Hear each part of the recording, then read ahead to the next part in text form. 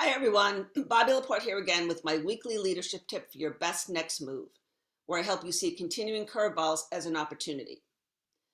So this week, I want to talk about imposter syndrome. Yeah, I know some of you are probably rolling your eyes saying, come on, we all know what that is. There's nothing new to say about it. Well, maybe, maybe not. Look, whether you've experienced it or not, or you believe it's a real threat to leaders or an excuse not to perform, research shows that 70% of us experience it at one time or another.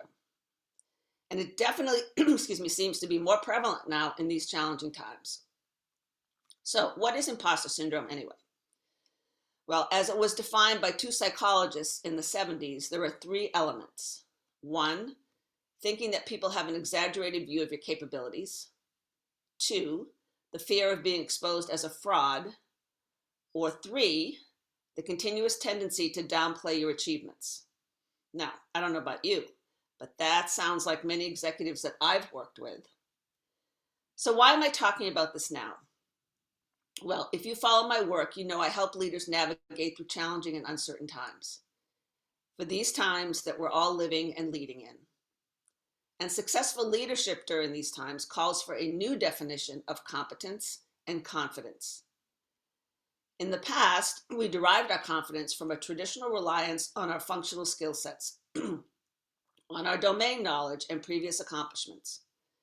But that has all changed in a world of unrelenting uncertainty.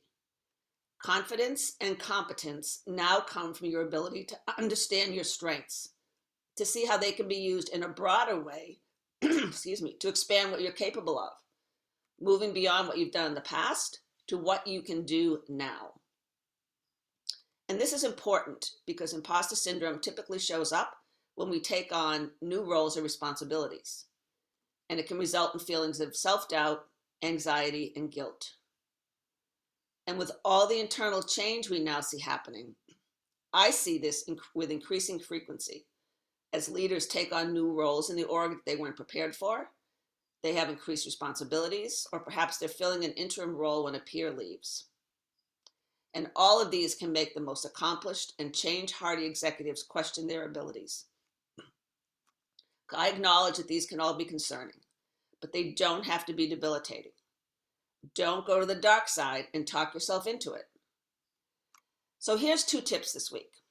Number 1, inventory and acknowledge your achievements. Now, you've probably heard me say this before because it's definitely one strategy I share with my clients is to take 2 minutes at the end of the week and record 3 highlights.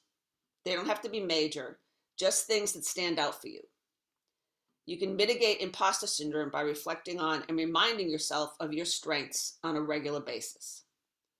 And secondly, celebrate those accomplishments. You know, we often get so focused on the outcomes of our work that we forget to honor ourselves.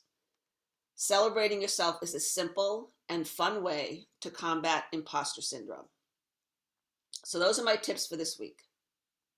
So for more help on using your personal agency to make uncertainty a part of your success strategy for 2022, check out my new book, When the Curveballs Keep Coming, a leadership playbook for an uncertain world, and also my new online course, Leading Through Uncertainty.